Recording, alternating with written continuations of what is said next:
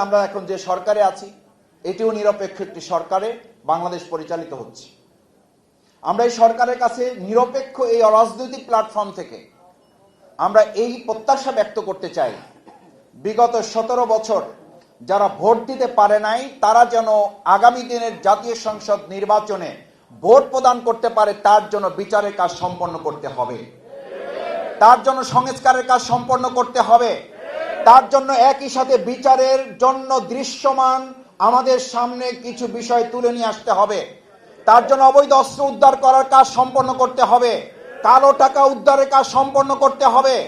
অবৈধ অস্ত্রগুলো উদ্ধার করে একটা সুষ্ঠু অংশগ্রহণমূলক নির্বাচনের পরিবেশ তৈরি করা হয়েছে তা জনগণকে নিশ্চিত করতে হবে। আগামী দিনে যদি কোনো আবার নতুন ফ্যাসিস্ট কেউ যদি এই চিন্তা করে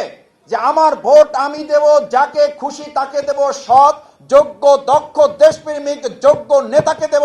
এই জায়গায় যদি এসে কেউ বাদ সাধে, আমরা 2024-এর 5ই আগস্ট জীবন বাজিয়ে রেখেছি, আমাদের ছাত্র জনতা জীবন বাজিয়ে রেখেছে, ভোটের অধিকারের জন্য আগামী দিনে যদি প্রয়োজন হয় আমরা আবার জীবন বাজিয়ে রাখবো। আমাদের ভোট নিয়ে কাউকে ছিনিমিনি খেলতে দেওয়া হবে না। বিগত সময় রাজনৈতিক দলের পরিচয় দিয়ে কেউ কেউ দখলদারিত্ব, চাঁদাবাজ এবং সন্ত্রাসী কর্মকাণ্ড করত, এখন পরিচয় ছাড়াই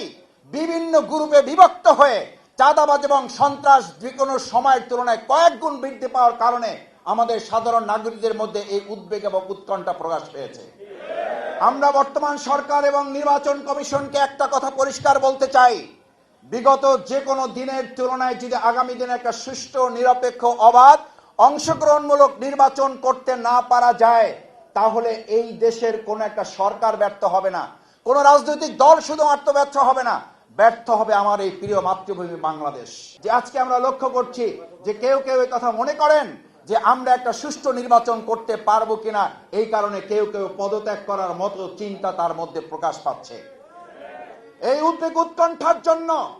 শুধু প্রশাসন নয়, রাজনৈতিক দলের সহযোগিতা তার জন্য দায়ী বলে আমরা মনে করি।